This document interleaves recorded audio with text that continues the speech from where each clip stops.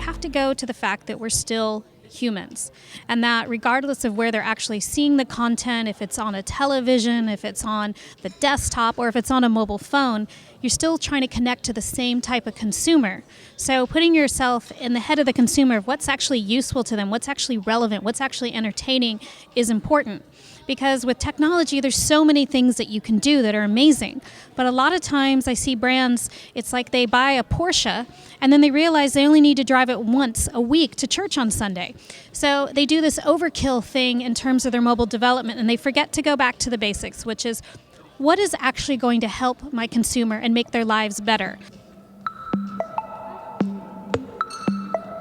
I think people's mobile devices are already very ubiquitous. I mean, imagine if you lose your phone, how bad you feel. That it's almost like an additional limb as part of your actual body.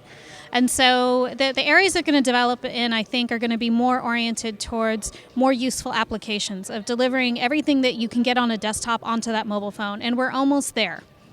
And I think what it's been interesting is when we've been seeing mobile phones actually get bigger, that people aren't necessarily where it used to be this trend years and years ago to get the tiniest phone. Now it's actually expanding because people want to do everything on their phone, and the size is reflecting that. Everyone is seeing that video is a huge trend, that so much video is consumed actually on mobile, and we see that on Twitter, of course, as well. And so the content is getting richer and richer on mobile. So it's not just text, it's not just simple images, that there's really rich content that you can interact with on your mobile phone, and that's going to continue to grow in the mobile space. For me personally, I love having a lot of the things that are happening in my life all connected through one device.